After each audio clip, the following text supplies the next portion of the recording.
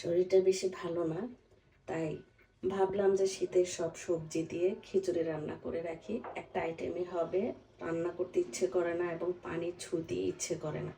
এখানে আমি চাল ডালের পরিমাণের চেয়ে বেশি নিয়েছি সবজি। তো এখানেও কিছু সবজি আছে, এগুলো এখন আমি ধুয়ে সবজিগুলো দিয়ে দিব। তো একসাথে মেখে আমি রান্না করে ফেলবো।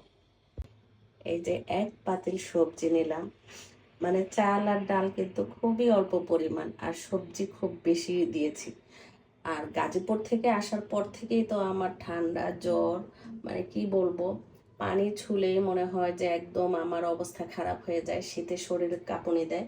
তো এরকম একটা অবস্থা আর কি। তার মধ্যে দেখেন আমি একবারে খিচুড়ি রান্না করে রাখছি।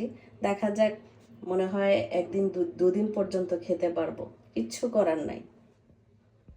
এদিকে আমি সব রকমের মশলা দিয়ে নিলাম, আদা রসুন, হলুদের গুঁড়া, মরিচের গুঁড়া, ধনিয়া জিরা, সব কিছু দিয়ে এখন এই যে সরিষার তেল দিয়ে আমি মেখে খিচুড়িটা বসিয়ে দেব। পানির পরিমাণটা আমি একটু বেশি দিয়েছি, কারণ হচ্ছে আমি আজকে পাতলা খিচুড়ি রান্না করব।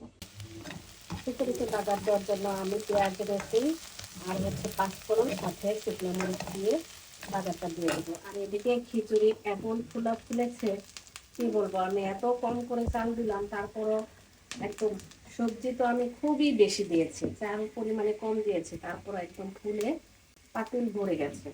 এখন আমি খিচুড়িতে বাগারটা দিয়ে দিই।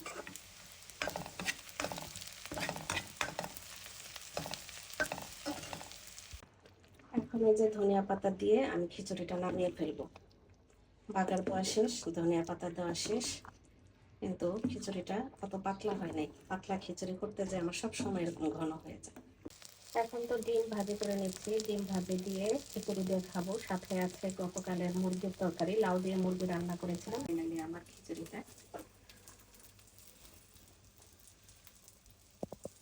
এখন হচ্ছে খাওয়ার সময়। তো খিচুড়িতে আমি বাগার দেওয়ার সময় শুকনো মরিচ দিয়েছিলাম। এই শুকনো মরিচ ডোলে ঠান্ডার মধ্যে খেতে কিন্তু খুবই মজা। আর এখানে আছে হচ্ছে লাউ দিয়ে মুরগির মাংস রান্না করেছি, এটা বের করেছিলাম কিন্তু খাওয়ার ইচ্ছে নাই আমার। এখানে ডিম দিয়ে হয়ে যাবে। আর এই যে শুকনো মরিচ, অনেক ঝাল কিন্তু এই মরিচটা, ঝাল করে খেয়ে দেখি ঠান্ডা কমে কিনা। এই যে কতদিন যাবত ঠান্ডা লেগে আছে, মানে কমার কোনো নামই নাই, এমন অবস্থা।